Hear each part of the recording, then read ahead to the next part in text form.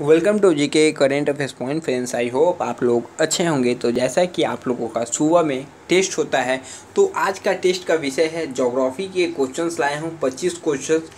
इसके पहले मैंने ज्योग्राफी के 50 क्वेश्चंस टेस्ट में करा दिया है, उसी का नेक्स्ट पार्ट है, यानी सीक्वेंस वाइज मैंने क्वेश्चंस रखा था, तो इस क्वेश्चंस को करवा रहा हूँ। यदि आप लोगों ने वो 2 पार्ट्स नहीं देखा है तो उसका जो लिंक होगा वो मैं इस वीडियो के डिस्क्रिप्शन में दे दूंगा, तो आप लोग डिस्क्रिप्शन में एक बार देख लीजिएगा। यदि आप लोगों ने उस वीडियोस को नहीं देखा हो तो वो क्वेश्चंस भी कर लीजिएगा, क्योंकि काफ़ी इंपॉर्टेंट क्वेश्चंस है आपके आने वाले एग्ज़ाम्स के लिए, या फिर आप कोई भी एग्ज़ाम के लिए प्रिपरेशन कर रहे हैं। तो यदि आप लोगों ने आपका ये चैनल अभी तक सब्सक्राइब नहीं किया हो तो चैनल को सब्सक्राइब कर बेल आइकॉन प्रेस कर दीजिएगा, जिससे डेली वीडियो का नोटिफिकेशन आपको मिल सके। और आपके मार्क्स कितने आए इसको ज़रूर कम से कम कमेंट बॉक्स में ज़रूर बता दिया कीजिए। इतना तो हेल्प कर सकते हैं, इतना मार्क्स ज़रूर बता के। चलिए स्टार्ट करते हैं क्लास। गारो, खासी एवं जयंतिया पहाड़ी संरचना एवं उत्पत्ति की दृष्टि से निम्नलिखित में से किसका भाग है? तो यह किसका भाग है? हिमालय पर्वत श्रेणी का, पूर्वोत्तर की पहाड़ी का, अराकायना पर्वत का, या फिर प्रायद्वीपीय पठार का? तो गारो, खासी, जयंतिया भारत के पूर्वोत्तर स्थित पर्वतीय क्षेत्र का भाग है। तो ये पूर्वोत्तर की पहाड़ी का भाग है। ब्रिटिश काल में यह क्षेत्र असम प्रांत के भाग में थे, तो अब ये मेघालय के अंतर्गत आते हैं। तो ये भी क्वेश्चन पूछा जा सकता है कि ये कहाँ पाए जाते हैं, तो यह मेघालय में पाए जाते हैं। यह दक्षिण के पठार का ही एक भाग माना जाता है। यह उत्तरी पूर्वी पहाड़ियों में 12वें स्थान पर आता है। इन पहाड़ियों का नाम इन स्थान पर निवास करने वाली किसके कारण पड़ा है? जनजातियों गारो, खासी पर रखा गया है। ये सब आपको पता रहना चाहिए इस क्वेश्चन के हिसाब से। चलिए आगे बढ़ते हैं। निम्नलिखित में से कौन सा तट पश्चिम तट का भाग नहीं है? इनमें से कौन सा तट है जो पश्चिम तट का भाग नहीं है? काठिया तट, कोरोकन तट, मालाबार तट, या कोरोमंडल तट?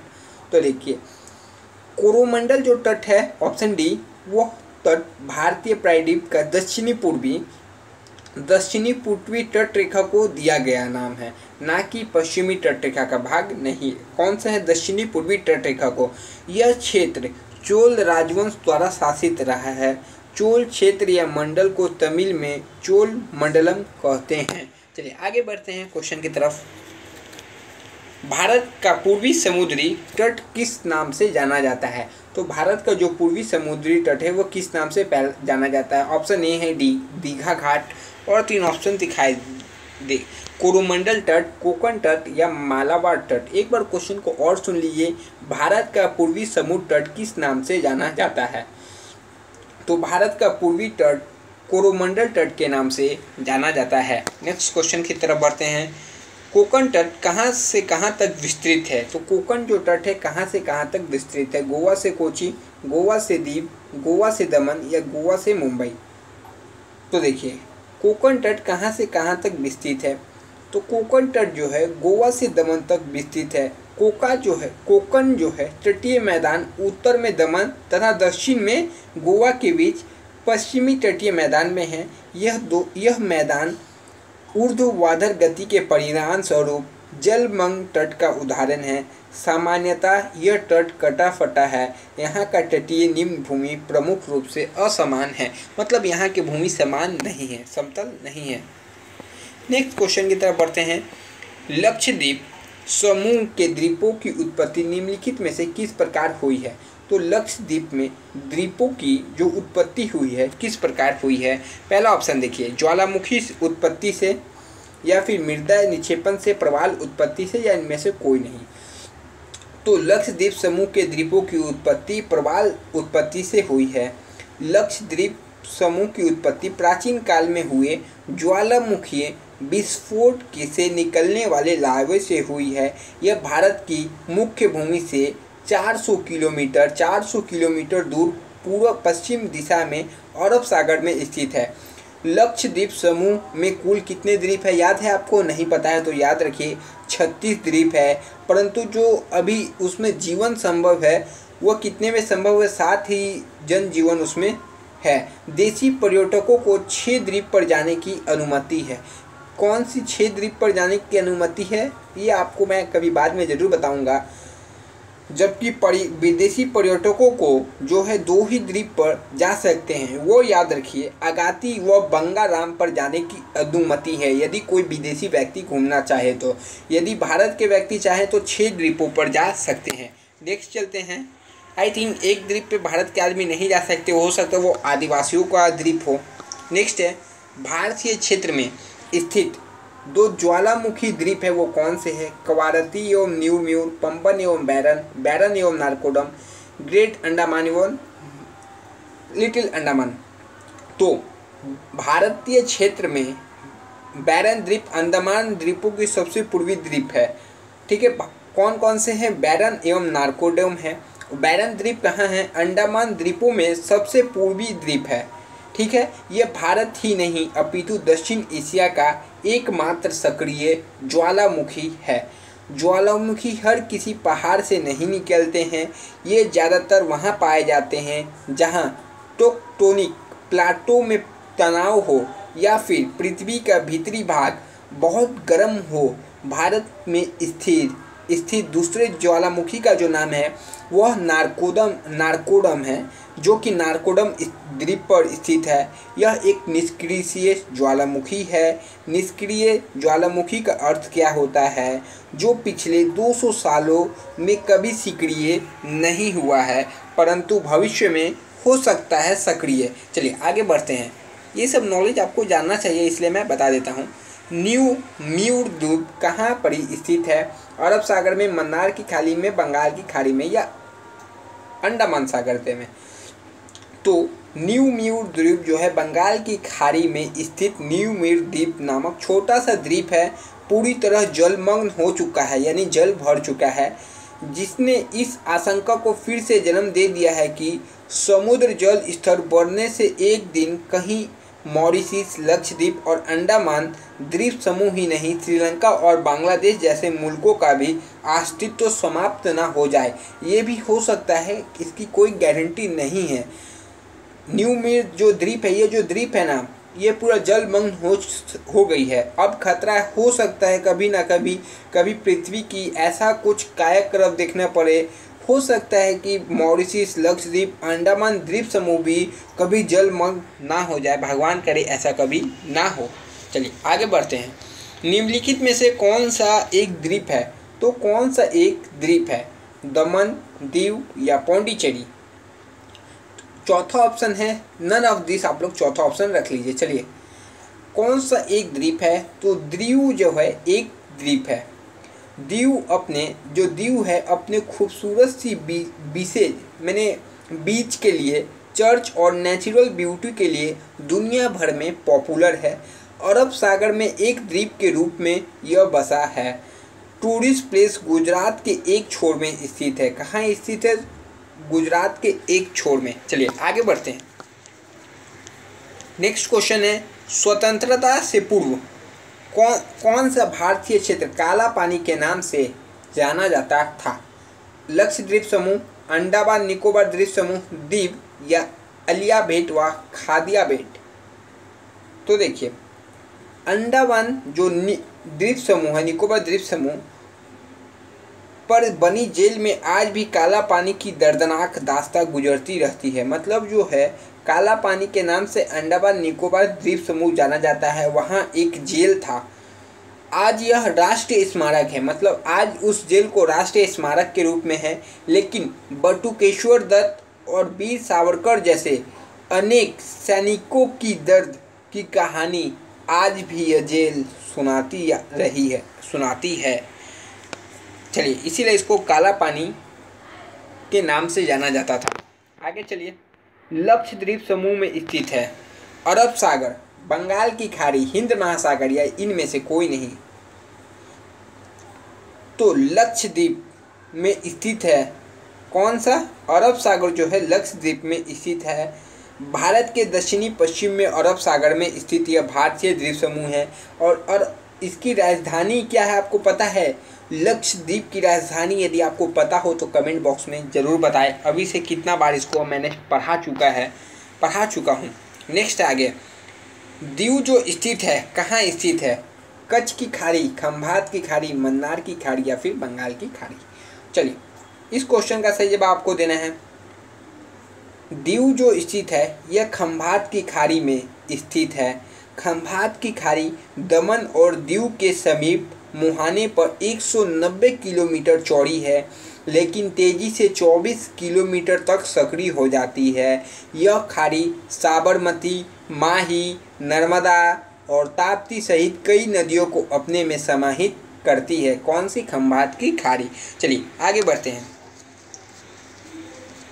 नेक्स्ट है, निम्नलिखित में से कौन सा द्वीप भारत और श्रीलंका के मध्य स्थित है? चलिए इस क्वेश्चन का जवाब दीजिए। न्यू म्यूर, लक्षद्वीप, गंगा सागर या रामेश्वरम। देखिए, भारत और श्रीलंका के मध्य स्थित है कौन सा? रामेश्वरम। भारत के प्रायद्वीपीय भाग और श्रीलंका के मध्य स्थित एक द्वीप है। द्वीप भारत का हिस्सा है और इसका प्रशासन कौन सा है? तमिलनाडु राज्य के रामानुथम जिले के अधीन आता है। रामेश्वरम नामक हिंदू तीर्थ स्थान इस द्वीप पर स्थित है। रामेश्वरम में ही रामेश्वरम नामक हिंदू का तीर्थ स्थान स्थित है। चलिए आगे बढ़ते हैं। और इसका कार्यभार तमिलनाडु सरकार के हाथ में है। लक्षद्वीप समूह में द्वीपों की संख्या कितनी है? ये भी मैंने कभी ना कभी आपको बताया हुआ है। 17, 27, 26, 36 या 47। तो लक्षद्वीप समूह में जो द्वीपों की संख्या है वो 36 है, परंतु केवल 7 द्वीप पर ही, 7 ऐसे द्वीपों पर ही जनजीवन है। देशी पर्यटकों को 6 द्वीप पर अनुमति है, आपको पता है, और विदेशी को ओनली 2 द्वीपों पर जाने की अनुमति है। आगे बढ़ते हैं। थार मरुभूमि कहाँ स्थित है? जो थार की मरुभूमि है वो बेसिकली कहाँ स्थित है? गुजरात में, राजस्थान में, पंजाब में या हरियाणा में?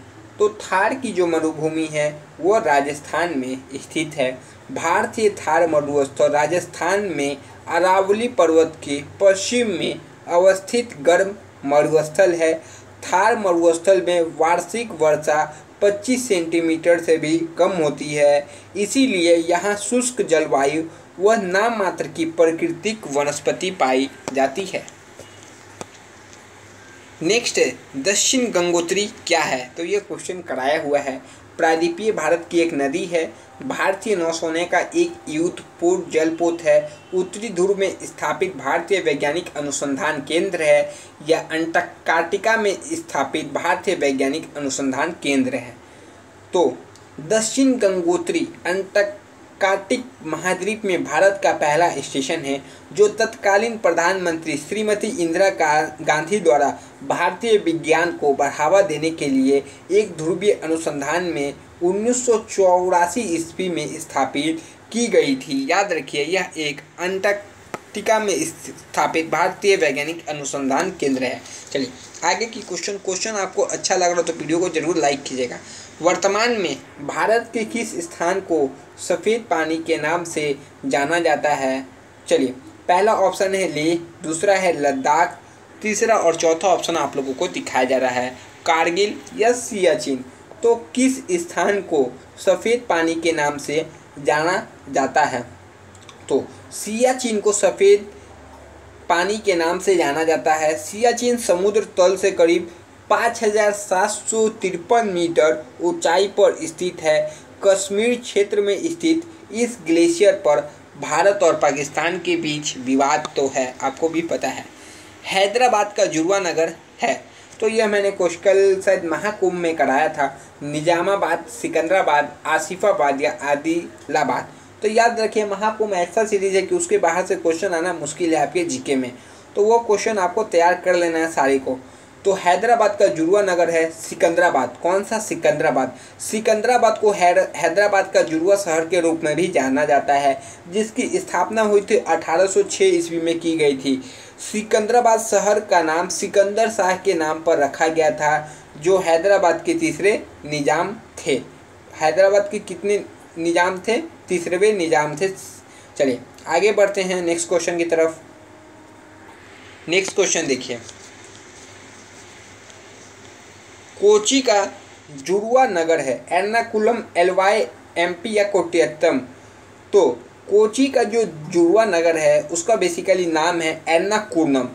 एर्नाकुलम जो है कोची का जुड़वा नगर है कोची, जिसे कोचीन भी कहा जाता था, याद रखिए, लक्षद्वीप सागर के दक्षिण पश्चिम तटरेखा पर स्थित जो है एक बंदरगाह शहर है, जो भारतीय राज्य केरल के एर्नाकुलम जिले का एक भाग है। कोची को काफ़ी समय से प्राय एर्नाकुलम भी कहा जाता है। नेक्स्ट क्वेश्चन की तरफ बढ़ते हैं। जम्मू कश्मीर राज्य का वह हिस्सा जिस पर चीन का अधिकार है क्या कहलाता है? गिलगित क्षेत्र, छो मोयारी क्षेत्र, सियाचिन क्षेत्र या आस्काई चीन? तो याद रखिए, जम्मू कश्मीर राज्य का लद्दाख के आक्साई चीन क्षेत्र में स्थित एक जल संभर झील है। तो याद रखिए, जो आक्साई चीन है उसको ही कहा जाता है जो चीन का, जिस पर चीन का अधिकार है।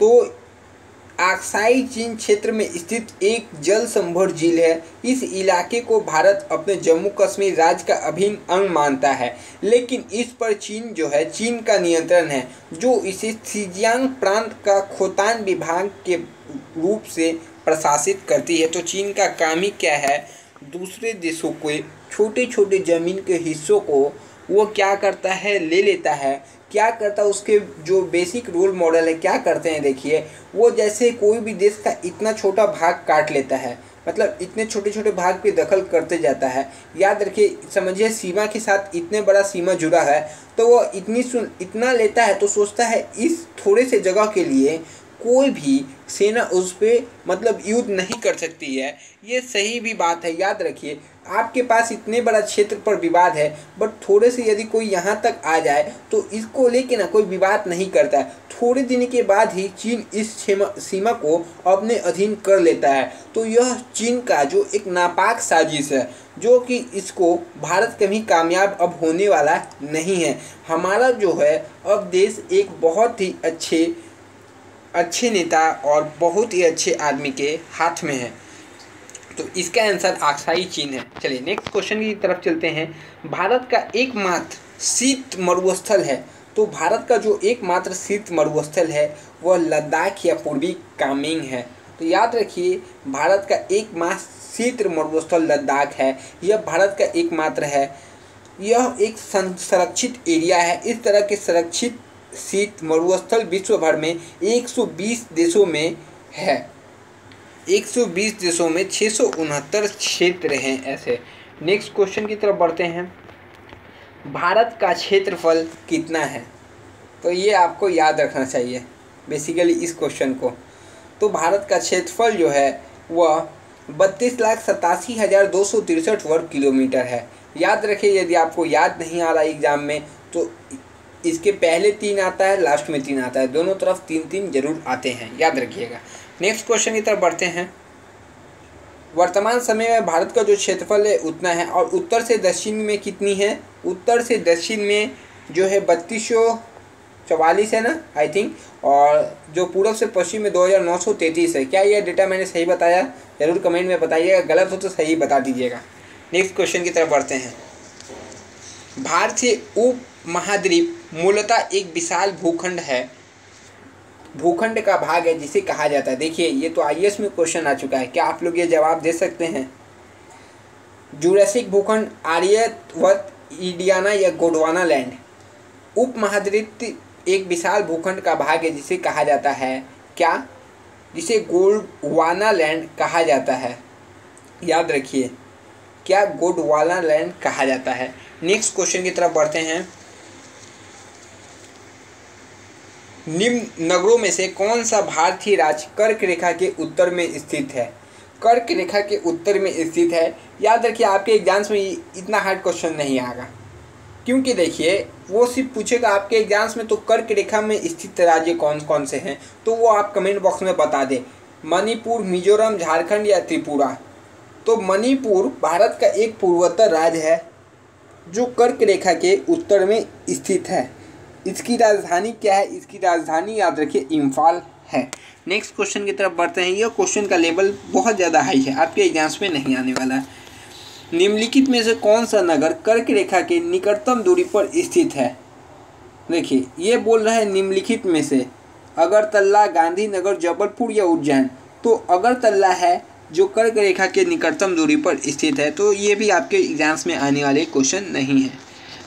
तो इस क्वेश्चन को लेके जो लास्ट का 3 क्वेश्चन है उसको लेके टेंशन मत कीजिएगा। निम्नलिखित में से कौन सा कथन असत्य है?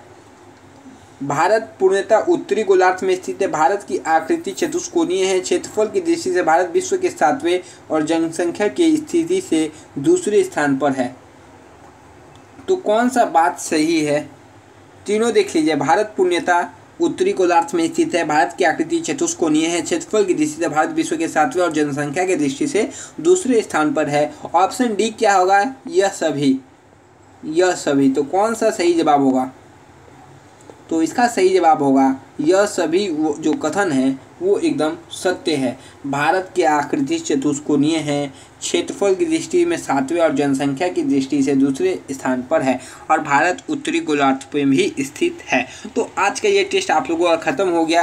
तो ज्योग्राफी के अभी तक 75 इंपॉर्टेंट क्वेश्चंस को कराया है। यदि आपका एग्ज़ाम लेट होता है तो काफ़ी क्वेश्चंस को मैंने ऐसे ही करवा देना है ज्योग्राफी के, हिस्ट्री के।